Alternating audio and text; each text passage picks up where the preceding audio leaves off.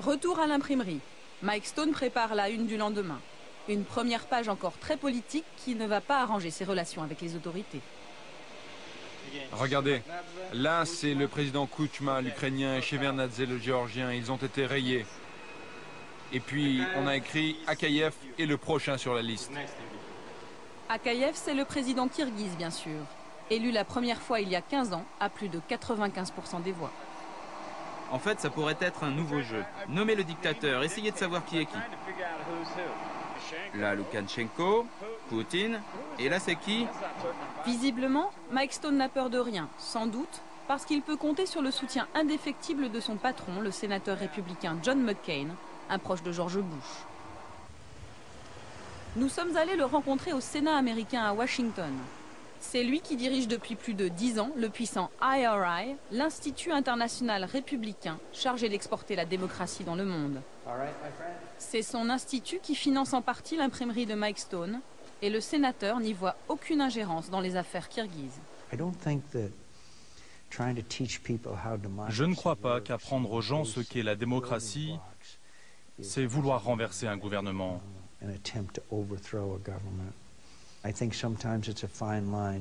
C'est vrai qu'il y a une frontière fine entre encourager la démocratie et intervenir dans les affaires intérieures d'un gouvernement. Mais je suis persuadé que même sans l'aide des fondations américaines, il y aurait eu un jour des révolutions en Ukraine, en Géorgie, au Liban.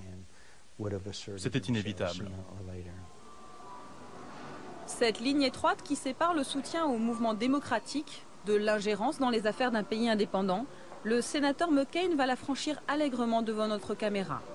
Excédé par les coupures de courant qui paralysent l'imprimerie, il a demandé à Mike Stone de convoquer le ministre des Affaires étrangères kirghize en personne pour une réunion téléphonique. Et quand le sénateur américain ordonne, le ministre kirghize se déplace. Good morning from Washington, good afternoon in London, Prague, and Moscow, Beijing, and Baghdad, and good evening in Bishkek. John McCain, ready for the media support. Pour que chacun retienne la leçon, la plupart des bureaux de l'organisation sont à l'écoute. The Kyrgyz Republic is an important ally of the United States, and we have expected that the printing press will continue to operate without obstacles created by either the Kyrgyz government or any state-controlled agencies. I'm outraged by the forced shutdown of the only independent printing press in Kyrgyzstan. This sort of information control is reminiscent of the old Soviet days and simply has no place in a free society. Pendant plus d'une heure, le ministre kirghize va encaisser. Il n'a pas les moyens de se défendre. Son pays surendetté est économiquement dépendant des États-Unis. À la fin du sermon, il est même contraint de s'excuser. Mr. McCain, do you hear me? Господин Маккейн, вы меня слышите? Да, я вас слышу. We are very sorry. Such incidents, which we are sorry about, should not put shadow on the image of our government, on its many times expressed commitment to support of independent mass media. Thank you. Thank you. Unless, si une société n'est pas assez mûre pour la démocratie, il est contre-productif d'essayer d'imposer cette démocratie.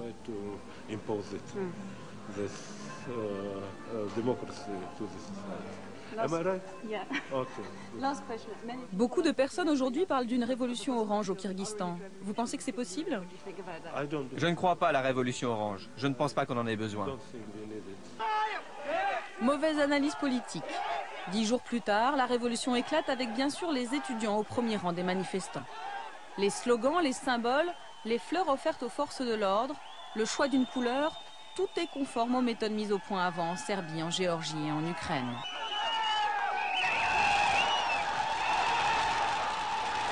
En 2 heures, le pouvoir est balayé, le palais présidentiel est pris d'assaut. Et le régime du président Akayev, qui régnait en maître depuis 15 ans, s'effondre.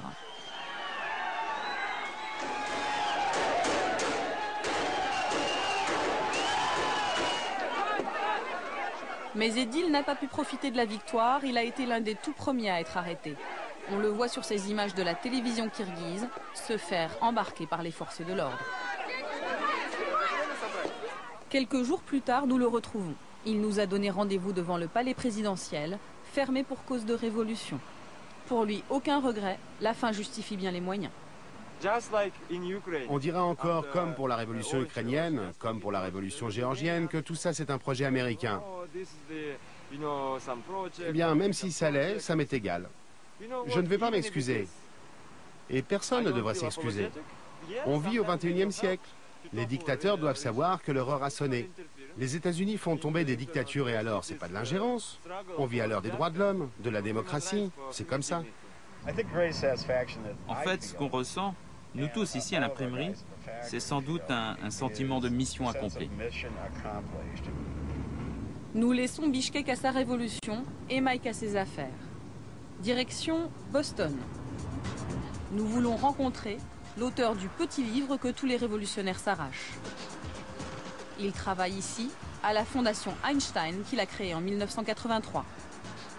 C'est un universitaire qui théorise depuis 40 ans sur la révolution non violente. Il s'appelle Gene Sharp, il a écrit son livre il y a 15 ans. Depuis que les révolutionnaires serbes en ont fait leur Bible, les traductions se multiplient. Je n'en reviens pas. Il a déjà été traduit en 21 langues. Et il n'en finit plus de se répandre. Son livre « De la dictature à la démocratie » est un véritable mode d'emploi de la révolution pacifique, avec des recettes simples comme « Comment fraterniser avec la police, pilier de toutes les dictatures ». Par exemple, en Serbie, l'opposition a appliqué à la lettre nos conseils. Et ils ont procédé par étapes pour neutraliser l'armée et la police, pour que le jour de la révolution, la répression soit moins brutale. 2 ans avant la chute de Milosevic, des garçons et des filles de 14 ans envoyaient des colis avec de la nourriture aux policiers pour affaiblir leur morale et leur soumission à Milosevic. Plus tard, les leaders de la révolution ont contacté des officiers supérieurs du régime pour négocier, pour que le jour J, les cordons de police se brisent et laissent passer les manifestants. Et c'est ce qui s'est passé.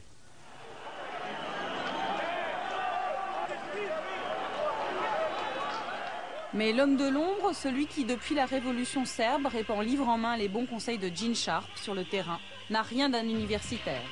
C'est un ancien militaire que nous cherchons à joindre depuis 4 mois. Il s'appelle Bob Elvey, parle rarement aux journalistes, mais nous a promis d'être là aujourd'hui. Vous travaillez avec Robert Elvey, non? Oui. Il est là? Oui, il est là. Regardez, c'est lui, Bob Elvey. Bob Elvey a passé 30 ans dans l'armée américaine comme officier d'infanterie. Il a participé à la formation de l'opposition birmane, alors il sait exactement comment affaiblir une armée et désorganiser un pouvoir. Il faut s'attaquer aux piliers du pouvoir, l'armée, l'administration. Il faut leur faire quitter le camp du régime autoritaire et les amener dans votre propre camp. Il ne s'agit pas de les détruire, mais de les retourner, de leur faire comprendre qu'il y a une place pour eux demain dans un gouvernement démocratique. C'est l'Institut du sénateur républicain McCain, celui qui finance l'imprimerie de Mike Stone à Bichkek, celui qui sermonne le ministre kirghize, qui 2 mois avant la chute de Milosevic a demandé à Bob Elvey d'aller dispenser ses conseils aux jeunes Serbes.